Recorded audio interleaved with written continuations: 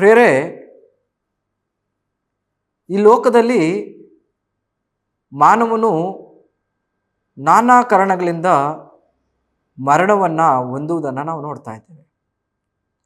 ಪ್ರಸ್ತುತ ಕಾಲದಲ್ಲಿ ನಮಗೆಲ್ಲರಿಗೂ ತಿಳಿದಿರುವ ಹಾಗೆ ಈಗ ಮನುಷ್ಯನು ನಾವು ನೋಡುವಾಗ ಅವನು ಎಲ್ಲಿ ಹೇಗೆ ಸಾಯ್ತಾನನ್ನುವಂಥ ವರ್ತಮಾನಗಳು ನಮಗೆ ಗೊತ್ತಿಲ್ಲ. ರೋಗಗಳಿಂದ, ಅಪಘಾತಗಳಿಂದ ಜಿಗುಪ್ಸೆಗೊಂಡು, ಮನನೊಂದು, ಸಾಲಗಳಿಗೆ ಎದುರಿ, ಇನ್ಯಾರೋ ಏನೋ ಅಂದ್ರು ಅಂಥೇಳಿ ಭಯಪಟ್ಟು ತಮ್ಮ ಮರಣಗಳನ್ನು ಅವರಿಗೆ ಅರಿವಿಲ್ಲದೆ ಅವರು ತಮ್ಮ ಮೇಲೆ ಬರಮಾಡಿಕೊಳ್ಳುವುದನ್ನು ನೋಡ್ತೇವೆ. ಆದರೆ ಯೇಸು ಕ್ರಿಸ್ತನು ಯಾಕೆ ಸತ್ತನು ಎಂಬುದಕ್ಕೆ ಇವತ್ತು ನಾನು ನಿಮ್ಮೊಂದಿಗೆ 7 ವಿಷಯಗಳ ಬಗ್ಗೆ ಮಾತನಾಡಬೇಕು ಅಂದ್ಕೊಂಡಿದ್ದೇನೆ. ಸಮಯವಿದ್ದಲ್ಲಿ ಅದನ್ನು ನಾನು ಹೇಳಲಿಕ್ಕೆ ಇಷ್ಟಪಡ್ತೇನೆ. ಆದರೆ ಯೇಸು ಕ್ರಿಸ್ತರ ಮರಣವು ಇತರರ ಮರಣದಂತೆ ಇರಲಿಲ್ಲ. ಯಾಕಂದರೆ ಆತನ ಮರಣವು ಆತನ ಜನನ, ಜೀವನ, ಮರಣ, ಪುನರುತ್ಥಾನ ಮತ್ತು ಆತನ 2ನೇ ಬರವಣಿಗೆಯು ವಾಕ್ಯಾನುಸಾರವಾಗಿ ಪ್ರವಾದಿಗಳ ಮುಖಾಂತರವಾಗಿ ಹೇಳಿದ ಆ ಪ್ರವಾದನೆ ಮಾತುಗನುಗುಣವಾಗಿ ನಡೆದಿದೆ ಮತ್ತು ಆತನು ಬರಲಿಕ್ಕಿರುವಂಥದ್ದು ನಡೀಲಿಕ್ಕಿದೆ. ಹಾಗಾಗಿ ನಾನು ನಿಮ್ಮೊಂದಿಗೆ ಹಂಚಿಕೊಳ್ಳಲು ಇಷ್ಟಪಡ್ತೇನೆ. 1 ಕೊರಿಂಥ ಪತ್ರಿಕೆ 5ನೇ ಅಧ್ಯಾಯ 3ನೇ ವಚನವನ್ನು ನಾನು ನಿಮ್ಮೊಂದಿಗೆ ಹಂಚಿಕೊಳ್ಳುತ್ತೇನೆ. ಯಾಕೆಂದರೆ ನಾನು ಸಹ ಎಲ್ಲದಕ್ಕಿಂತ ಮೊದಲು ಹೊಂದಿದ್ದನ್ನು ನಿಮಗೆ ತಿಳಿಸಿದ್ದೇನೆ. ಅದೇನೆಂದರೆ, ಬರಹದ ಪ್ರಕಾರ ಕ್ರಿಸ್ತನು ನಮ್ಮ ಪಾಪಗಳಿಗಾಗಿ ಸತ್ತನು, ಉಣಲ್ಪಟ್ಟನು ಮತ್ತು ಬರಹದ ಪ್ರಕಾರವೇ ಆತನು 3ನೆಯ ದಿನದಲ್ಲಿ ತಿರುಗಿ ಎದ್ದು ಬಂದನು.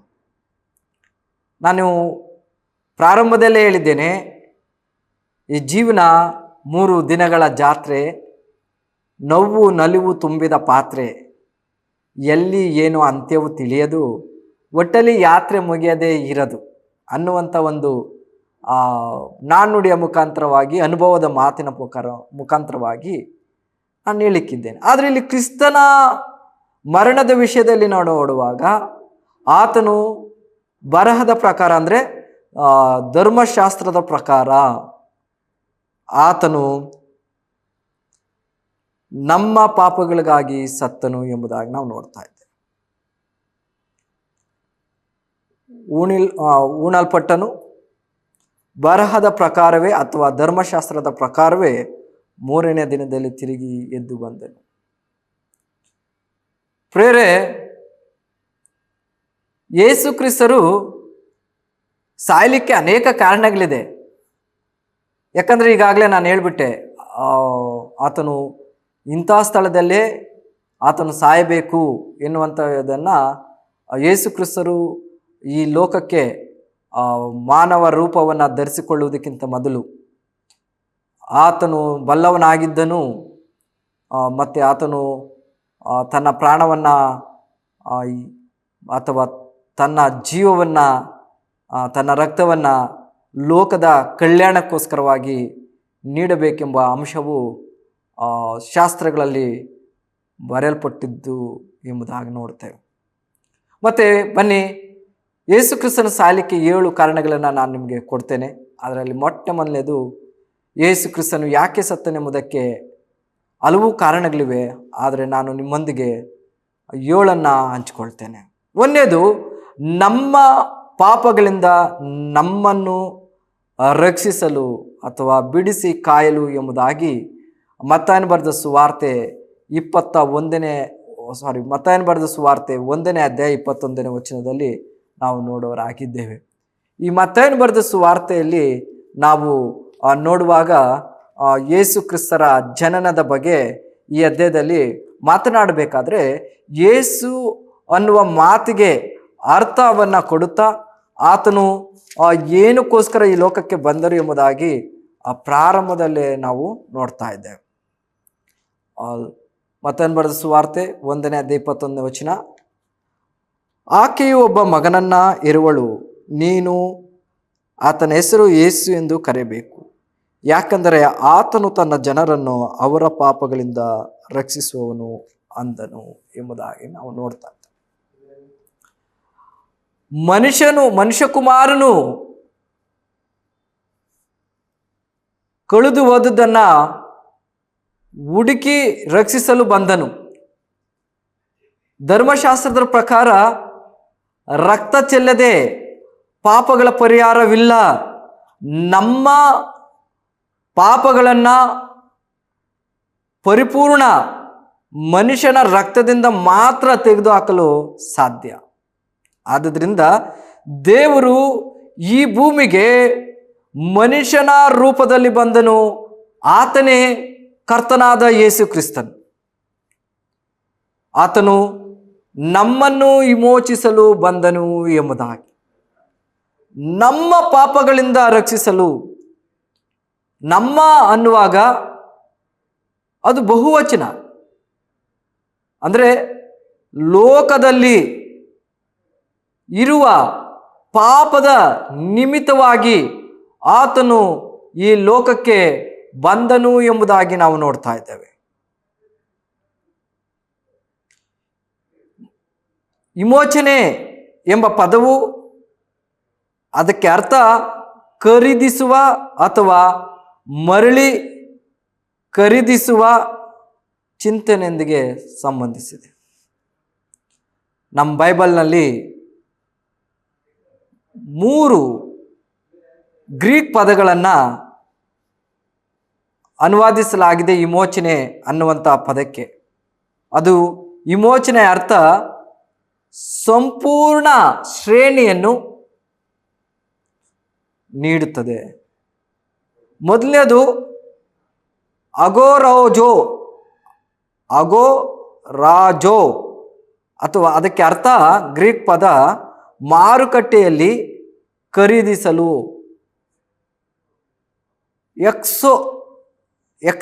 ಎಕ್ಸೋಗೋರಾಜೋ ಅಂದರೆ ನಿಮ್ಮ ಖರೀದಿಯನ್ನು ಮಾರುಕಟ್ಟೆಯಿಂದ ಹೊರಗೆ ತರಲು ಎಂಬುದಾಗಿ ನಾವು ನೋಡ್ತೇವೆ. ಇಲ್ಲಿ ನಾವು ನೋಡುವಾಗ ಇನ್ನೊಂದು ಗ್ರೀಕ್ ಪದ ಇದೆ, ಅದು ಲುಟ್ರು, ಬೆಲೆಯನ್ನು ಪಾವತಿಸುವ ಮೂಲಕ ಬಿಡುಗಡೆಯನ್ನು ಮಾಡುವುದು ಅಥವಾ ಪಾಪದ ಗುಲಾಮನಾಗಿದ್ದಾನೆ. ಯೇಸು ಕ್ರಿಸ್ತನು ತನ್ನ ರಕ್ತದಿಂದ ಪೂರ್ಣ ಬೆಲೆಯನ್ನು ಪಾವತಿಸಿದ್ದಾನೆ. ನಾವು ಆತನಿಂದ ಖರೀದಿಸಲ್ಪಟ್ಟಿದ್ದೇವೆ. ರಾಜೋ ಅಂದರೆ ಅದರಿಂದ ನಾವು ಆತನವರು, ನಾವು ಪಾಪದಿಂದ ಖರೀದಿಸಲ್ಪಟ್ಟಿದ್ದೇವೆ. ರಾಜೋ ಅಂದರೆ ನಾವು ಇನ್ನು ಮುಂದೆ ಪಾಪದ ಸೇವಕರಲ್ಲ ಮತ್ತು ನಾವು ಆತನಿಂದ ಮುಕ್ತರಾಗಿದ್ದೇವೆ. ಲುಟ್ರೋ ಅನ್ನುವಾಗ ಇನ್ನು ಮುಂದೆ ಪಾಪದ ಬಂಧನದಲ್ಲಿಲ್ಲ ನಾವು. ಮೊದಲನೆಯವನು ಭೂಮಿಯ ರಾಜಾದಿರಾಜನು ಆಗಿರುವ ಯೇಸು ಕ್ರಿಸ್ತನಿಂದ ನಮ್ಮನ್ನು ಪ್ರೀತಿಸಿದವನಿಗೆ ತನ್ನ ಸ್ವಂತ ರಕ್ತದಿಂದ ನಮ್ಮ ಪಾಪಗಳಿಂದ ನಮ್ಮನ್ನು ತೊಳೆಯಲು ಆತನು ಬಂದನು ಎಂಬುದಾಗಿ ನಾವು ನೋಡ್ತಾ ಇದ್ದೀವಿ. ಪಾಪ ಅಂದರೆ ಏನು? ಪಾಪ ಅನ್ನುವಾಗ ದೇವರ ಮಾತಿಗೆ ಅವಿಧೇಯತೆ, ದೇವರಿಗೆ ಸರಿ ಸಮಾನನಾಗಬೇಕೆನ್ನುವ ಆಲೋಚನೆ. ದೇವರು ನಮಗೆ ಇಂತಿಷ್ಟು ಕಟ್ಟಳೆಗಳನ್ನು ಕೊಟ್ಟಿದ್ದಾನೆ. ಮೋಶೆಯ ಧರ್ಮಶಾಸ್ತ್ರದಲ್ಲಿ 10 ದಶಾಜ್ಞೆಗಳನ್ನು ಕೊಟ್ಟಿದ್ದಾನೆ. ವಿಮೋಚನಾ ಕಂಡ 20ನೇ ಅಧ್ಯಾಯದಲ್ಲಿ ನಾವು ನೋಡುವಾಗ, ಅಲ್ಲಿ ನಾವು ನೋಡುವಾಗ ದೇವರಿಗೆ ಸಲ್ಲತಕ್ಕ ಗೌರವವನ್ನು ನಾವು ಸಲ್ಲಿಸಬೇಕು. ಆತನಿಗೆ ಕೊಡುವಂಥ ಗೌರವವನ್ನು, ಆತನಿಗೆ ಸಲ್ಲುವಂಥ ಮಹಿಮೆಯನ್ನು ಆತನಿಗೆ ನೀಡಬೇಕಾದ ಆ ಪೂಜಾ ಅರ್ಹತೆಯನ್ನು ಆತನಿಗೆ ನೀಡಬೇಕು. ಆತನಿಗೆ ಬಿಟ್ಟು ಸೃಷ್ಟಿಗೆ ಮಾರ್ಪಡಿಸುವಾಗ ಅದು ಸಹ ಪಾಪವಾಗುತ್ತದೆ, ಮೂಢನಂಬಿಕೆಗಳಿಂದ ತುಂಬಿಕೊಂಡಾಗ. ಮತ್ತೆ ನಾವು ನೋಡ್ತಾ ಇದ್ದೇವೆ, ನಾವು ಆತನನ್ನು ಪೂರ್ಣ ಪ್ರಾಣದಿಂದ, ಪೂರ್ಣ ಬುದ್ಧಿಯಿಂದ, ಪೂರ್ಣ ಶಕ್ತಿಯಿಂದ ಪ್ರೀತಿಸಬೇಕು, ಆರಾಧಿಸಬೇಕು. ಇವತ್ತು ದೇವರಿಗಿಂತ ನೀನು ಹೆಚ್ಚಾಗಿ ಯಾವುದನ್ನ ಪ್ರೀತಿಸ್ತೀಯೋ ಅದು ಸಹ ದೇವರ ದೃಷ್ಟಿಯಲ್ಲಿ ಪಾಪವಾಗಿದೆ. ಯಾಕೆಂದರೆ ಆತನು ಈ ಸರ್ವವನ್ನು ಸೃಷ್ಟಿಸಿದಂಥ ದೇವರಾಗಿದ್ದ. ತದಾದ ನಂತರದಲ್ಲಿ ನಾವು ನೋಡ್ತೇವೆ, ತಂದೆ ತಾಯಿಗಳನ್ನು ಸನ್ಮಾನಿಸಬೇಕು. ತಂದೆ ತಾಯಿ ಮಾತುಗಳನ್ನು ಯಾರು ಸನ್ಮಾನಿಸುವುದಿಲ್ಲೋ, ಮಕ್ಕಳೇ, ಯವನಸ್ಥರೇ, ಗಮನಿಸಿ, ಅವರು ಪರಲೋಕ ರಾಜ್ಯದಲ್ಲಿ ಸೇರುವುದು ಕಷ್ಟ. ತಂದೆ ತಾಯಿಗಳ ಮಾತನ್ನು ಧಿಕ್ಕರಿಸುವವನು